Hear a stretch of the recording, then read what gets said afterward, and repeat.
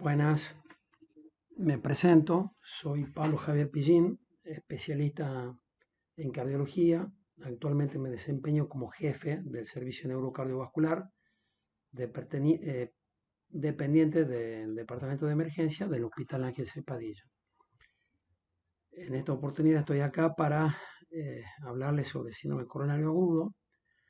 Esto es un término que se refiere a un grupo, un conjunto de signos y síntomas ocasionada por isquemia miocárdica.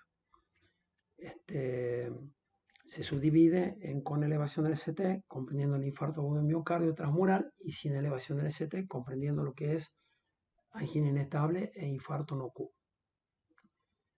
La enfermedad coronaria es un grave problema sanitario, constituye la primera causa de muerte en el mundo y en nuestro país. Pertenece a las enfermedades crónicas no transmisibles, que representan el 63% de las muertes anuales en el mundo. Y producen aproximadamente 1 millón de internaciones al año. El síndrome coronario agudo es causado por un desequilibrio entre el aporte y la demanda de oxígeno por el músculo cardíaco. Lo más común es que haya una reducción brusca del flujo coronario producido por una placa aterosclerótica vulnerable que se accidenta y se produce un trombo con oclusión total de la arteria. Otra forma menos frecuente a tener en cuenta es el espasmo focal de la arteria epicárdica, conocida como Prinzmetal, el espasmo microvascular difuso, causado, entre otras cosas, por disfunción endotelial, por ejemplo, en el abuso de cocaína o en el síndrome de disfunción microvascular. Un tercer mecanismo a describir es cuando hay una progresión crónica de la placa, sin trombo ni espasmo, que llega a niveles críticos de obstrucción, donde desencadena la angina crónica al esfuerzo. Una cuarta causa, menos frecuente, es la disección coronaria espontánea. Y por último, una quinta causa que es producida por aumento de la demanda de oxígeno miocárdico, habitualmente asociado a una lesión fija. Y entre las causas más frecuentes tenemos la anemia o otras situaciones como, por ejemplo, fiebre, arritmia, tirotoxicosis que producen taquiarritmias. También la hipotensión arterial. Bueno, hay situaciones que tenemos que tener siempre en cuenta a la hora de evaluar a un paciente con síndrome coronario agudo sin elevación. Son situaciones que aumentan el consumo de oxígeno, la demanda de oxígeno por el músculo cardíaco, que a su vez subdividimos desde lo sistémico, como ejemplo la fiebre, el hipertiroidismo, uso de cocaína o drogas simpático-miméticas, hipertensión, ansiedad, fístula arteriovenosa. Desde lo cardíaco encontramos la cardiopatía hipertrófica, que aumenta el consumo por aumento del grosor de la pared miocárdica, estenosis aórtica, que también por el mismo mecanismo genera un gradiente a la salida del ventrículo izquierdo que para compensar el corazón hace una hipertrofia compensatoria y también aumenta el consumo de oxígeno. También las cardiopatías dilatadas y las taquiarritmias. También hay otras situaciones que exacerban o provocan isquemia, pero por disminución del aporte de oxígeno, como lo es la anemia, la hipoxemia, la fibrosis pulmonar, neumonía, síndrome de hiperviscosidad, policitemia vera, bueno, entre otros. Y otras causas que también disminuyen el aporte de oxígeno desde el punto de vista cardíaco, como lo es la cardiopatía hipertrófica con gradiente obstructivo dinámico y la estenosis aórtica severa. ¿Qué es la placa vulnerable? Bueno, entendiendo que el sistema endotelial en condiciones de normalidad es una barrera física con propiedades fibrinolíticas que produce, que de alguna forma es responsable de la homeostasis mediante síntesis de sustancias vasodilatadoras como el óxido nítrico o de vasoconstrictoras como la endotelina.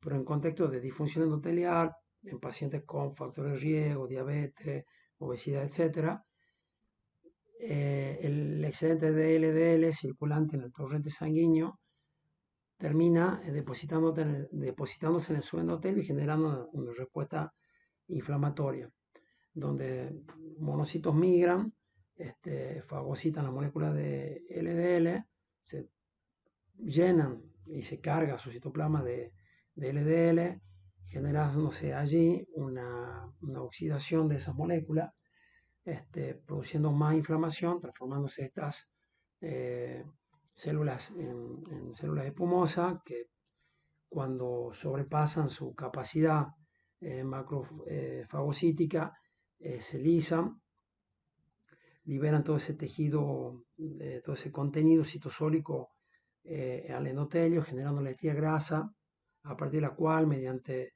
la perpetuación de la inflamación, con migración y proliferación de fibroblastos y células musculares lisas, se termina formando una placa aterosclerótica, que básicamente tiene dos partes, un núcleo lipídico con tejido necrótico y restos celulares, y una membrana fibrosa que separa este colipídico del torrente sanguíneo. El concepto de estabilidad tiene que ver con la relación entre la membrana que lo recubre y el núcleo. Cuando esa membrana, por una inflamación mediada principalmente por el linfocito T, se empieza a degradar y disminuye su grosor, esta membrana está principalmente constituida por células musculares lisas, colágeno y elastina producida por esta célula. Empieza a perder este material, se adelgaza y eso le da una estabilidad, donde por erosión de la placa, por fisura, pone en contacto el contenido del core lipid con el torrente sanguíneo, activando la agregación plaquetaria, generando un trombo que, si es total, genera un síndrome coronario con elevación del ST, y si es parcial, progresión de la clase funcional de una ANGOR o una angina inestable. ¿Qué pacientes tienen más riesgo de tener este proceso?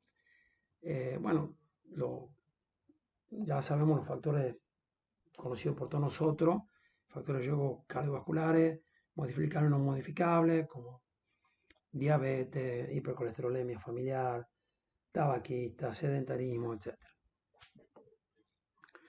La presentación clínica, el síndrome coronario agudo, comprende, según la cantidad y duración del trombo, la existencia de un preacondicionamiento, o sea, que el músculo haya todo sometido a una isquemia crónica y haya previamente generado circulación colateral, y mediante, si hay presencia o no de vasoespasmo en el momento de la rotura, en el contexto de todas estas situaciones, puede haber una obstrucción total al flujo y manifestarse como un infarto agudo del miocardio transmural, como una muerte súbita, o tener una obstrucción no total de la arteria epicárdica y genera los síndromes coronarios agudos sin elevación del ST, que son los que nos interesan en esta clase, comprendido por la angina inestable y el infarto no Q. Concepto a tener en cuenta: que el ANGOR estable, bueno, el ANGOR estable es aquel que aparece con el esfuerzo y en los últimos 3 meses no tuvo cambio en sus características. Me refiero a el esfuerzo que lo desencadena sigue siendo el mismo, la duración y la intensidad también. Cuando alguna de estas cosas cambian, la angina se convierte en inestable, y a la vez tenemos dentro de esa angina inestable diferentes tipos de presentación: la angina de reposo, la angina grave de reciente comienzo o la de rápida progresión de clase funcional, que en menos de 3 meses progresa rápidamente hasta clase funcionales alta, la angina increscento, que va aumentando progresivamente la intensidad, la duración o la frecuencia de presentación, y la angina post-IAN, que es aquella que se presenta dentro de los 14 días post-infarto, entendiendo que es en un paciente isquémico, con un corazón que sufrió previamente un infarto y que le da más gravedad porque todavía está reacomodándose al evento duro reciente. ¿Cuáles son las características del dolor anginoso? Bueno, básicamente tenemos que saber que el dolor es intenso, opresivo, no se modifica con la posición ni la respiración, precordio o retroesternal, a veces epigástrico, radiado al brazo izquierdo, mandíbula o cuello, dura 20 o más minutos, se precipita por el esfuerzo o estrés emocional y mejora con el reposo. Si puede acompañarse también de síntomas vasovagales como náusea, vómito, sudoración, dinea. Acá tengo el concepto de típico, atípico y no anginoso. Si tiene las tres características, las características del dolor, se exacerba el esfuerzo y mejora con el reposo, es típico.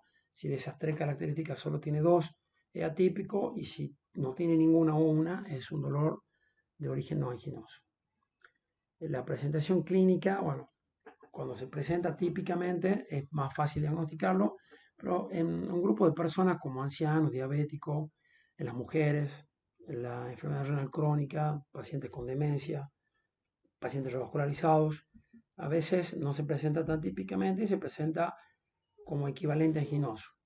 Por ejemplo, como náuseas, como disnea, como astenia, fatiga, como alteración del estado de conciencia y a veces como epigastralgia.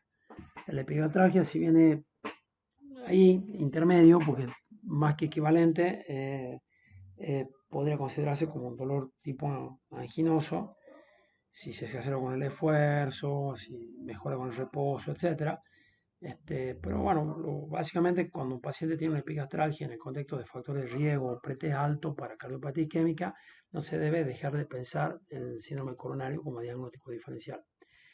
¿Cuál es la evaluación inicial en un paciente con este cuadro? Dentro de los 10 minutos debo tener realizado el electro, la valoración del examen físico y de la anamnesis. Pensar que si se prolongan los síntomas por más de 20 minutos, puede estar la presencia de un infarto, que los pacientes que presenten presíncope o síncope son pacientes que inicialmente ya deberían estar en unidad de cuidado cardiológico intensivo.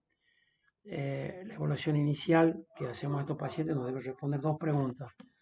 ¿Cuál es la probabilidad de que los síntomas y signos se deban a un síndrome coronario agudo? ¿Y cuál es la posibilidad de que le ocurra a estos pacientes un evento adverso al corto tiempo? Entendiendo como evento adverso las condiciones que los llevan a la muerte. Infarto, arritmia maligna, isquemia recurrente. Con respecto al diagnóstico, bueno, ya hemos hablado de la clínica, también tenemos que evaluar el electro. El electro es una herramienta más de utilidad para el diagnóstico del síndrome coronario agudo. Importante saber que en el 30% de los pacientes con ANGOR el electro es normal, que si se presenta un infradenivel del ST significa una isquemia subendocárdica no transmural. Este infradenivel debe ser de 0,5 milímetros, por lo menos en dos derivaciones contiguas. El supradenivel transitorio nos habla de infarto transmural, también debe ser en dos derivaciones contiguas, más de 1 milímetro. El bloqueo rama izquierda, según la cuarta definición de infarto, el bloqueo rama izquierda por sí solo no hace diagnóstico de infarto, sino que se deben aplicar los criterios de Garbosa.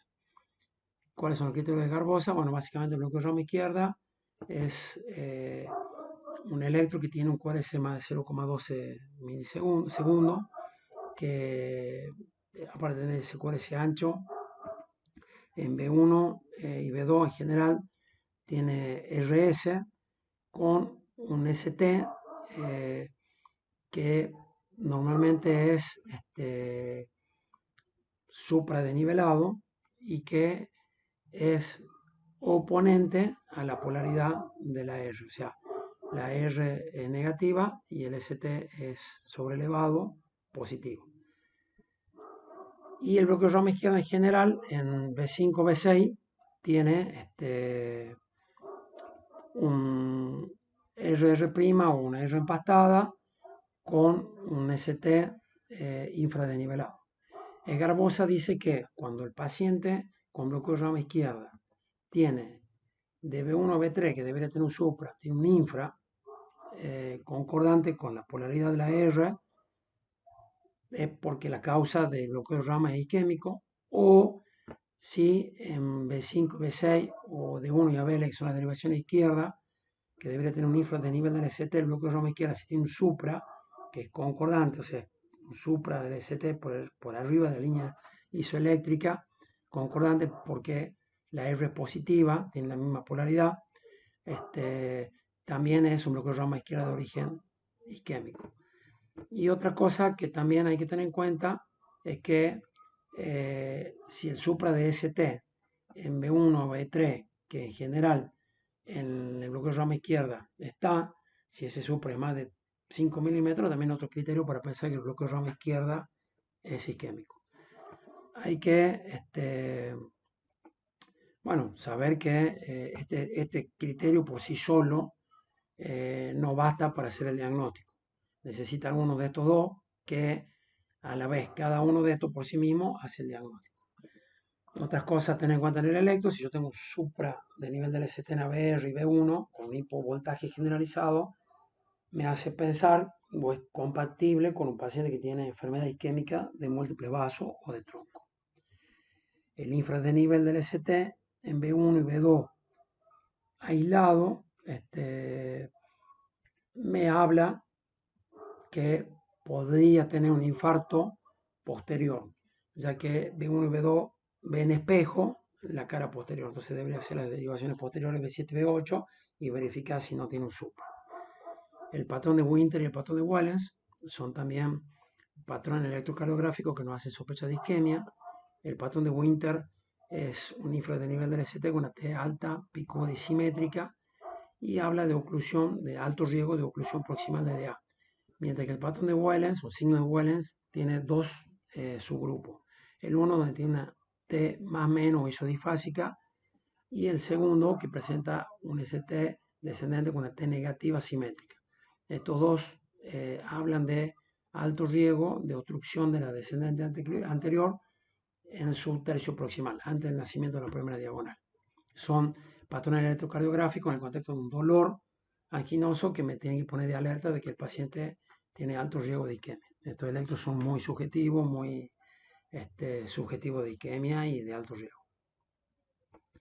¿Cómo estratifico el riesgo? Bueno, las principales causas de mortalidad en estos pacientes son arritmias ventriculares, las complicaciones asociadas a procedimientos de revascularización, la insuficiencia cardíaca, etc. En estos pacientes yo tengo que valorar, una de las dos preguntas que yo me tengo que hacer era qué probabilidad tengo de que tenga estos eventos. Eso lo valoro mediante diferentes scores. Hay muchos scores para valorar ese riesgo. ¿Cuándo puedo valorar ese riesgo y para qué lo valoro? Bueno, para saber de ese grupo de pacientes que vienen con ANGOR, cuáles son los pacientes que yo debo de meter a cinecoronariografía durante la internación, porque se benefician con el conocer la anatomía para programar o planificar la colocación de un stent. Y cuando debo valorar el riesgo, lo debo valorar al ingreso mediante los datos clínicos, los antecedentes, la exploración física, los hallazgos electrocardiográficos, los marcadores bioquímicos. También lo debo valorar durante la etapa evolutiva intrahospitalaria, según la respuesta que tenga este paciente al tratamiento médico, si es refractaria, la angina es más grave, y lo debo valorar prealta si durante la internación no presento ningún dato que me haga pensar que alto riesgo. Antes de mandarlo de alta, le hago una prueba de esfuerzo sensibilizando los síntomas o el electro, ya sea con una prueba ergométrica, con ecoestrés, con una resodobuta, etc. La evaluación al ingreso, la inicial, hago la clínica, el antecedente, todo, y utilizo diferentes scores de valoración de riesgo. Entre ellos tengo, por ejemplo, el TIMI, que valora diferentes criterios. Si tiene más de 65 años, 3 o más factores de riesgo, estenosis coronaria desconocida con lesiones más del 50%, cambio del tipo T, o ST, como lo que hemos dicho, patrón de Winter, signo de Wellens, que tenga más o menos dos o más episodios anginosos en las últimas 24 horas, si viene tomando aspirina en los últimos 7 días, si tiene elevación de marcadores bioquímicos como CPK, MB o troponina. A cada una de esas características le da un punto, y si el paciente tiene 5 o más, es de alto riesgo, y en ese paciente yo estoy avalado para hacer estrategia invasiva y estudiarlo previo al alta. Otro score es el de Grace, lo dejo acá, valora otras variables, frecuencia cardíaca, edad, etc. También le da puntaje y relaciona la mortalidad intrahospitalaria cuando tiene más de 140 puntos, es mayor al 3%, la mortalidad, me lo engloba dentro de un grupo de alto riesgo y también debo estudiarlo. Son diferentes tipos de score. Los más utilizados son básicamente el Grace, el TIMI y el Pursuit. Bramwell también clasifica la gravedad de la enzima, de la gravedad de la angina, según la severidad, en 1, 2 y 3. 1 como la angina de reciente comienzo, pero que no se presenta en reposo. La 2 es la de que se presenta en reposo, pero no en las últimas 48 horas. Y la 3 es la que se presenta en reposo dentro de las últimas 48 horas. A la vez, luego de clasificarla así, por ejemplo, un paciente que viene con dolor hoy o hace 2 horas, vendría a ser una angina inestable, 3, porque es dolor reposo en las últimas 48 horas, si el paciente le hace en reposo. A su vez, a ese 3 lo puedo subclasificar en A, B o C. A, si tiene una condición subyacente que genere esa isquemia, por ejemplo, una anemia, una tirotoxicosis, algo que le aumente el consumo de oxígeno, el doble producto, que es la frecuencia cardíaca por la presión arterial, que justifique esa isquemia o ese dolor. Si no lo tiene esto, es el tipo B, en ausencia de alguna causa que justifique esa isquemia. Sería 3A, si tiene una anemia severa, una hemoglobina 6 aguda. 3B, si no tiene ninguna causa que lo justifique. Y 3C, si el ángulo se presenta dentro de los 14 días post-infarto. A la vez, la 3B, que es la que no tiene nada que justifique la angina, que es reposo, que dentro de las últimas 48 horas, lo puedo subdividir con troponina positiva o negativa de acuerdo a los valores de este marcador. ¿Cómo evoluciona electrocardiográficamente un paciente con angina al infarto? Bueno, primero puede tener, como hemos dicho, el 30% un electrocardiograma normal. Con el correr del tiempo, esa isquemia, si es un infarto, va a ir generando cambios. Primero va a elevar la T en minutos, se va a hacer alta, picuda, simétrica, después va a generar una elevación del ST, va a aparecer la onda Q, disminuyendo la onda R, para negativizar posteriormente en los días la onda T y terminar como con secuela en los meses, semanas o meses, un QR o un QS, donde queda una Q patológica que tiene por lo menos el 25% de la R y la secuela, que deja el infarto en el electro.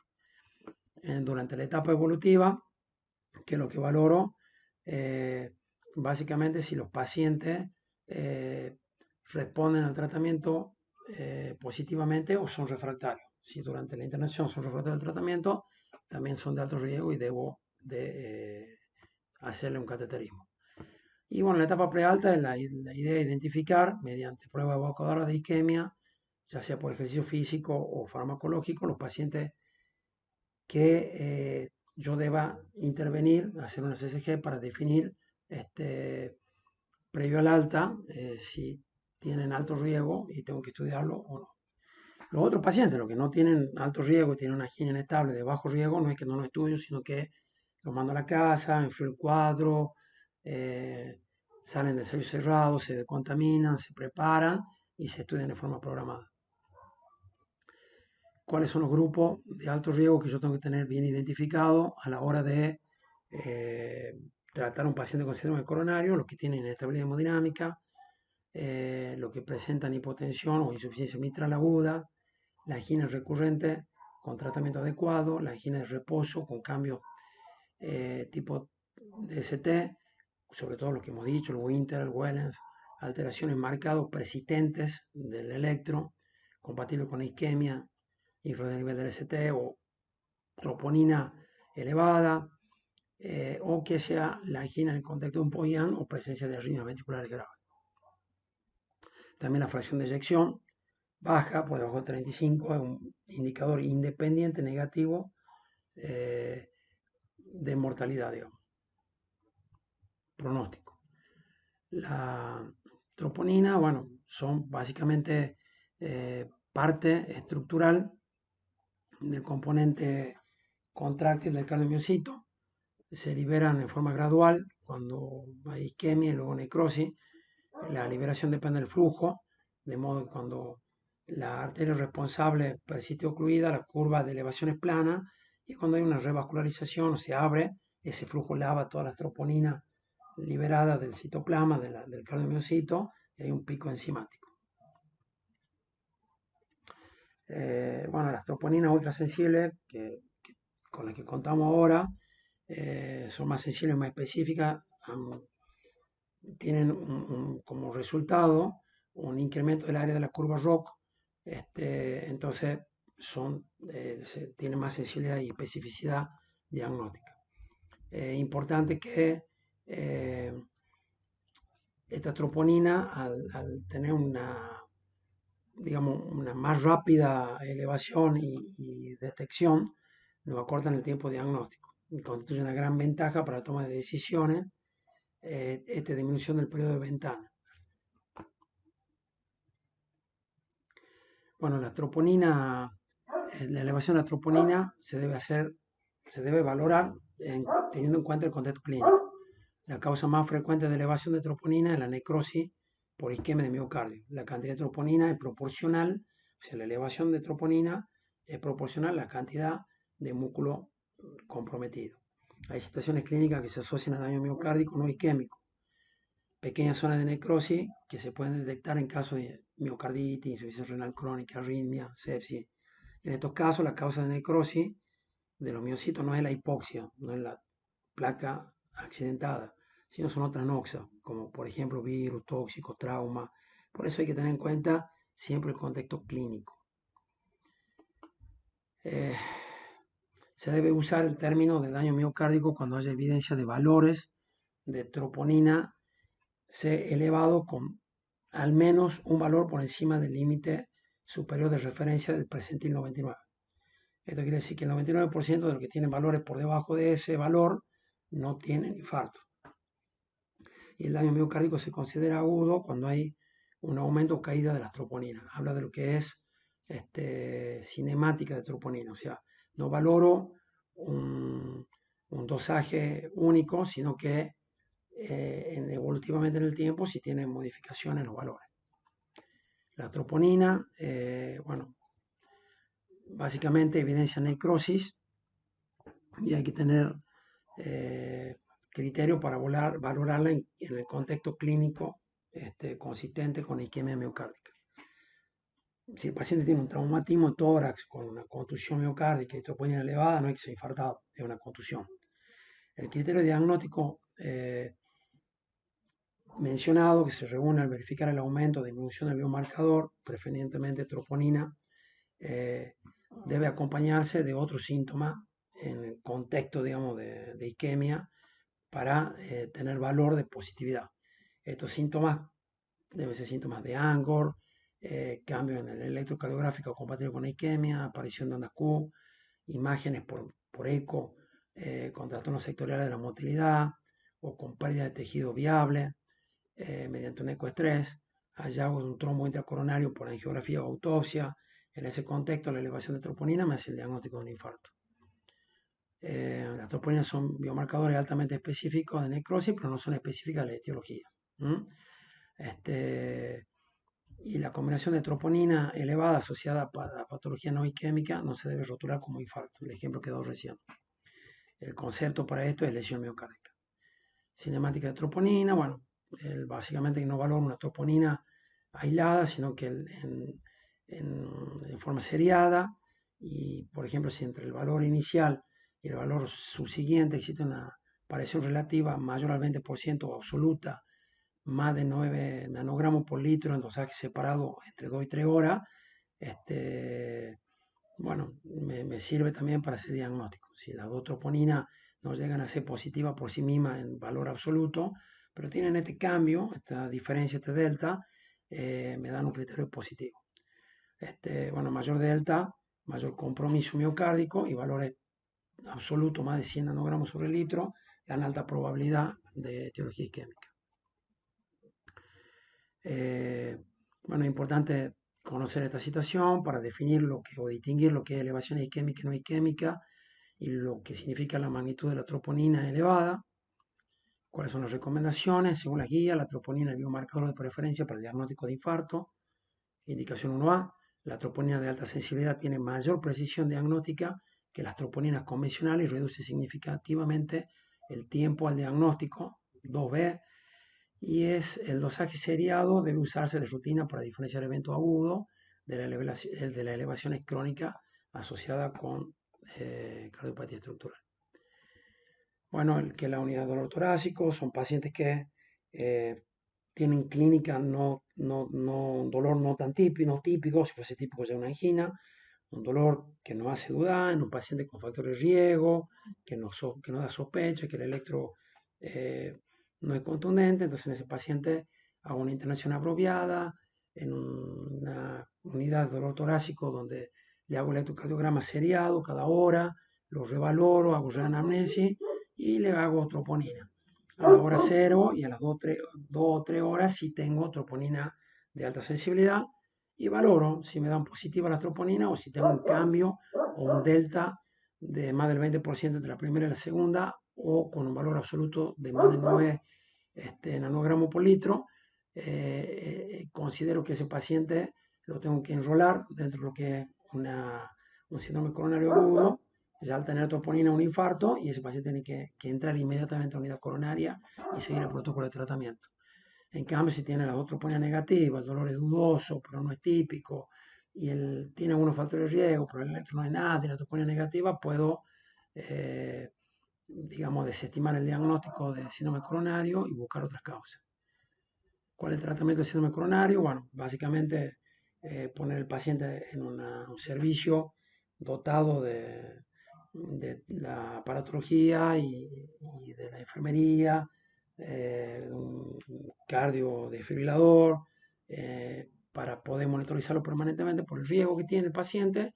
Aporto oxígeno, sí, si lo necesita, si satura menos del 90%, si no, el exceso de oxígeno mediante la producción de radicales libres, mediante excitabilidad del miocardiocito o mediante vasoconstricción sistémica producida por especies reactivas de oxígeno, termina siendo contraproducente. Analgesia, sí, ante la persistencia de síntomas, a pesar de un tratamiento antiquímico adecuado, si el paciente persiste con dolor, el dolor es deleterio porque aumenta la adrenalina, frecuencia, doble producto, empeora el cuadro, entonces sí, se recomienda usar morfina intravenosa, 1 a 5 miligramos cada 5 o 10 minutos, no más de 15 miligramos, por la depresión en el centro cardiorrespiratorio, y está contraindicado el uso de AINE porque está asociado a rotura miocárdica y aumento de la mortalidad en los pacientes con estos cuadros. Tratamiento antiquímico, básicamente con nitrato, beta bloqueante y antagonista cálcico, se basa principalmente en criterios fisiopatológicos, en experiencia clínica, y lo que hacen básicamente es disminuyen el consumo de oxígeno, bajan la presión arterial, la frecuencia y aumentan el aporte de oxígeno vasodilatando las arterias coronarias. Los nitratos básicamente disminuyen el consumo de oxígeno miocárdico, disminuyen la precardia, el volumen de fin de diástole y adicionalmente provocan vasodilatación coronaria. Alivian directamente el dolor, controlando estas variables. No se deben emplear en pacientes hipotensos con TIA menos de 90 o en frecuencia cardíaca menos de 50. Si sospecho de un compromiso en el contexto de un infarto con compromiso hemodinámico del BD, no debo usarlo, como así en el paciente que usó sildenafil en las últimas 24 horas o tadalafil en las últimas 48. Beta bloqueantes disminuyen presión y frecuencia cardíaca, tanto como contractilidad miocárdica, aumentan el tiempo diastólico, incrementan el flujo coronario, mejoran el consumo de oxígeno. Todo paciente debe tener, que no tenga contraindicación, que son básicamente bradicardia, hipotensión, bloqueo, insuficiencia cardíaca. ¿Cuál es el objetivo?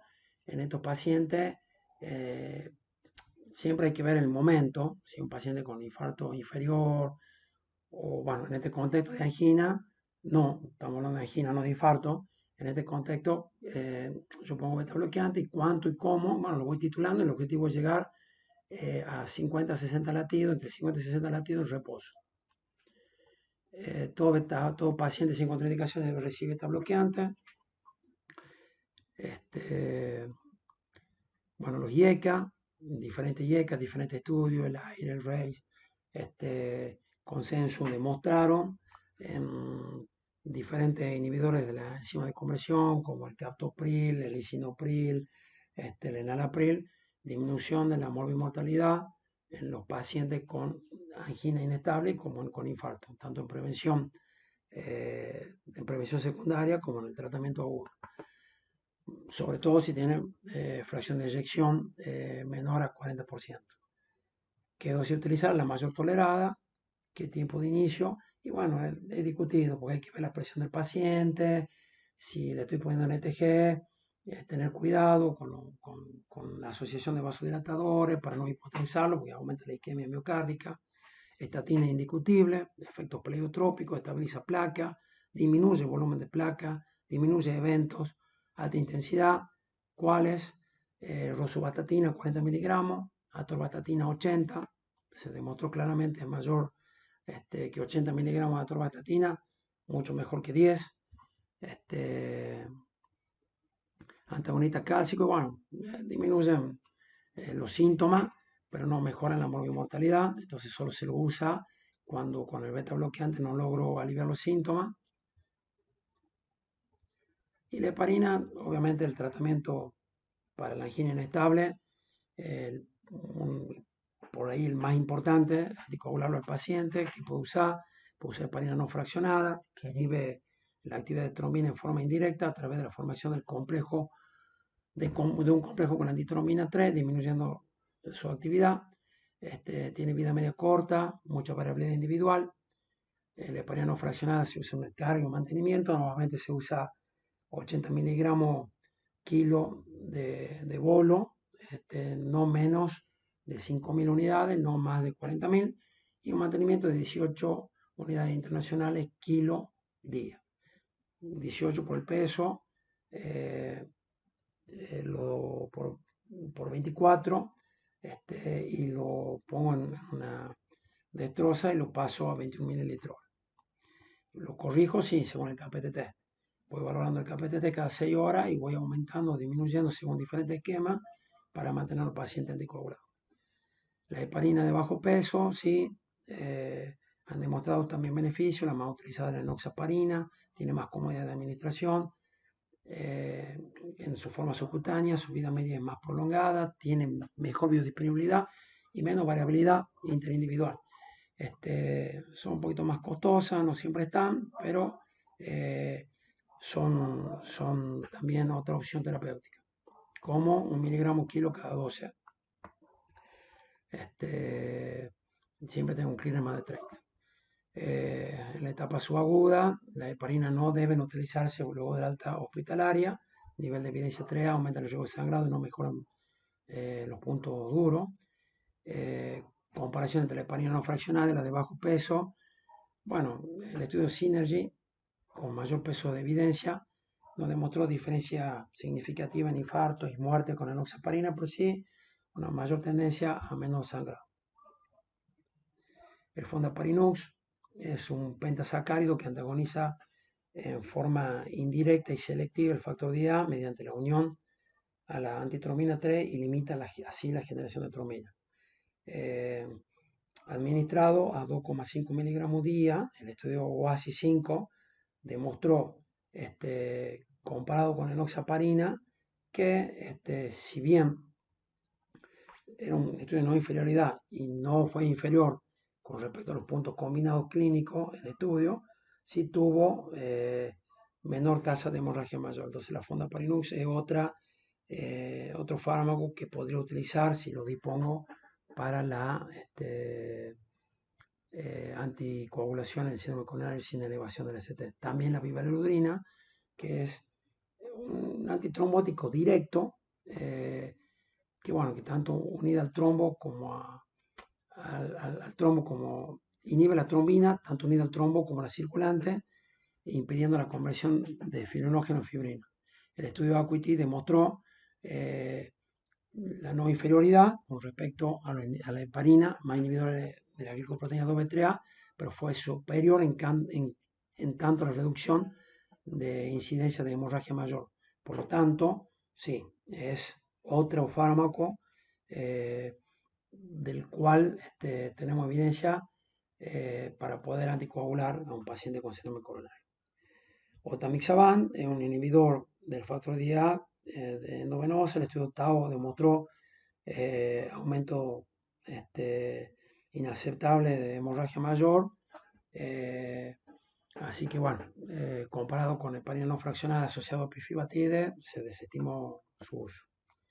Antiagregante plaquetario, sí, se lo debe poner el paciente, resumiendo, beta bloqueante, IECA, estatina alta dosis, oxígeno si necesita, morfina, opiáceo para calmar el dolor, lo debo anticoagular, ¿con cuál? Con los esquemas que hemos hablado, la vivalirudina, la heparina no fraccionada, la heparina de bajo peso molecular, el fondaparinux, y debo acompañar esa anticoagulación de una antiagregación dual. Por un lado con aspirina, que es un inhibidor irreversible de la COX-1 plaquetaria, por lo que bloquea la síntesis del tromboxano A2. Reduce mortalidad de causa cardíaca e incidencia de infarto entre un 50 y un 70%.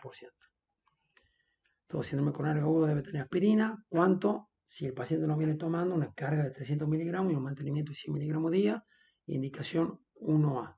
No se debe asociar a AINE porque interfieren su actividad. La dosis alta versus baja de aspirina, bueno, todo esto se valoró en un estudio llamado Current Oasis, donde se determinó que los rangos bajos de dosis son los adecuados. Carga entre 160 a 325 miligramos y mantenimiento entre 75 a 150 miligramos día es suficiente en cardiopatía isquémica como prevención secundaria o tratamiento del síndrome coronario agudo. Mayores dosis aumentan sangrado sin más beneficio. Esa antiagregación dual la hago con aspirina por un lado y por otro lado con tienopiridina o ticagrelor. Esa tienopiridina, la más, con la que más habituados estamos, el clopidogrel, un inhibidor del receptor IDO-P12, actúa en otro lado de la antiagregación plaquetaria. El estudio que lo avala, principalmente en el síndrome coronario sin elevación, el CURE, donde asociado a aspirina es mejor que aspirina sola. Y bueno, después otro estudio del CREDO demostró que al clopidogrel, después de una angioplastia, hay que seguir dándolo durante al menos 9 a 12 meses. Y el mismo estudio Current Oasis también valoró la carga del clopi.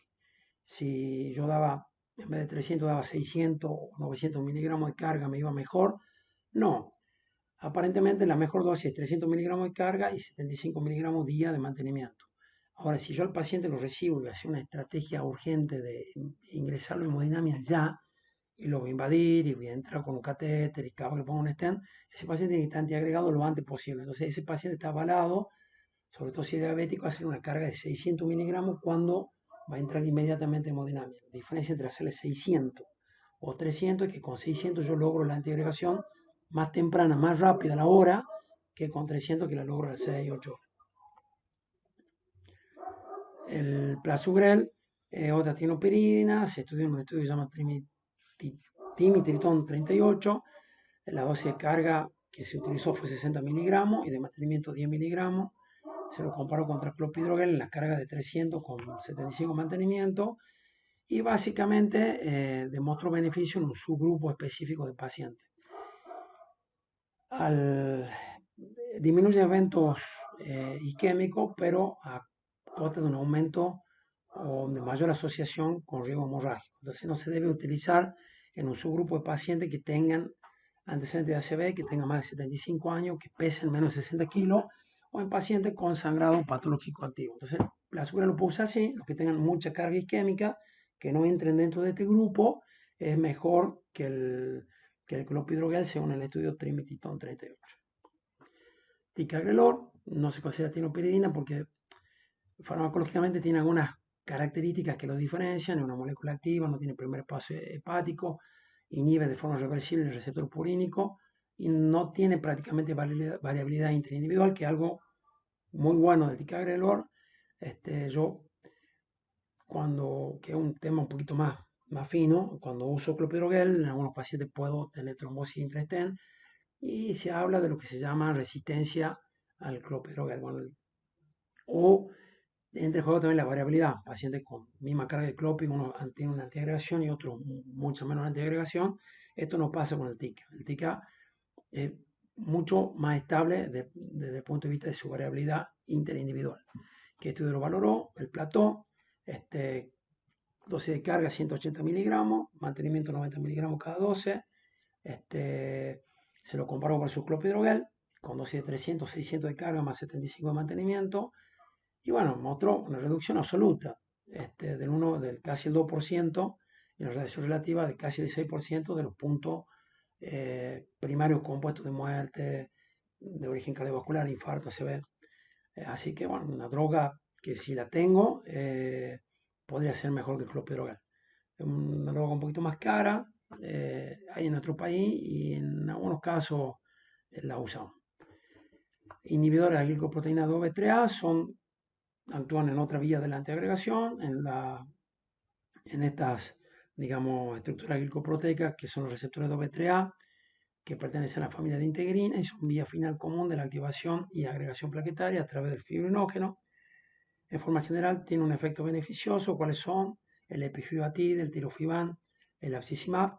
Tienen indicaciones muy selectivas, tienen muchos riesgos sangrados, se la utilizan básicamente en el laboratorio de hemodinamia cuando hay un trombo visible, una gran carga trombótica en la cineangio, esa es una indicación 1A. En las anginas refractarias que se deben derivar a intervención, indicación o nivel de evidencia 1B. Pacientes de alto riesgo a la espera de una derivación a centros de mayor complejidad, también indicación o nivel de evidencia 1B. Otras cosas fuera de lo farmacológico que me pueden ayudar al manejo del paciente con síndrome coronario agudo, que en realidad ya es más cuando hablamos de un paciente con fracción de eyección baja, que puede entrar en cardiogénico, bueno, el sostén con balón de contrapulsación aórtico. Que bueno, no ha demostrado beneficio en puntos duros, pero parece razonable su utilización en pacientes con isquemia refractaria, inestabilidad hemodinámica o complicaciones mecánicas. Pero básicamente en pacientes graves, como puente a cirugía, trasplante, revascularización. Bueno, ¿qué es la estrategia invasiva? Hacerle el cateterismo al paciente durante la internación. ¿Cómo la puedo subdividir en urgente y temprana? Urgente es la que inmediatamente tengo que entrar porque eleva troponina al inicio, es refractario al tratamiento, tiene patrones de alto riesgo en el electro. Y la temprana es que dentro de las 4 o 24 horas yo lo ingreso, pero no con la urgencia anteriormente mencionada. Tengo recomendaciones sobre la estrategia invasiva de síndrome coronario en la estrategia urgente cuando hay angina o cambio del ST persistente luego del tratamiento médico inicial, cuando el infradenivel del segmento ST es extenso y está asociado a hipotensión arterial, cuando la insuficiencia cardíaca secundaria y isquemia extensa incluye IM, y cuando la inestabilidad eléctrica está presente por TB o FB. Entonces, esos son nivel de evidencia 1C. Cuando la estrategia invasiva temprana, no urgente, pero sí temprana, es cuando tengo síntomas recurrentes, antecedentes de revascularización en el último año, riesgo elevado por los puntajes, por los scores que hemos hablado, al ingreso, el American Heart, el Gray, el TIMI, el Pursuit, etc. Elevación significativa de biomarcadores con troponina, disfunción ventricular izquierda, FEI menos 35, o antecedentes de revascularización en el último año. Y la estrategia conservadora, bueno, pacientes que no cumplen con estos criterios, que son de bajo riesgo, por los scores, que no tienen síntomas recurrentes, que tienen ausencia de isquemia significativa o prueba funcional negativa. Bueno, la clínica de los distintos síndromes coronarios es muy similar. El electro nos permite dividir en con y sin supra del ST.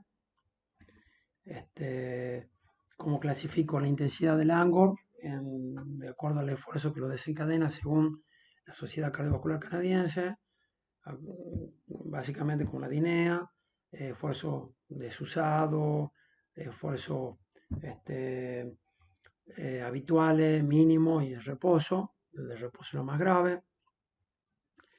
¿Qué prueba de provocación puedo utilizar en el pre-alta para seleccionar el grupo que hago estrategia invasiva? Bueno, perfusión por cardioresonancia, donde valoro la isquemia,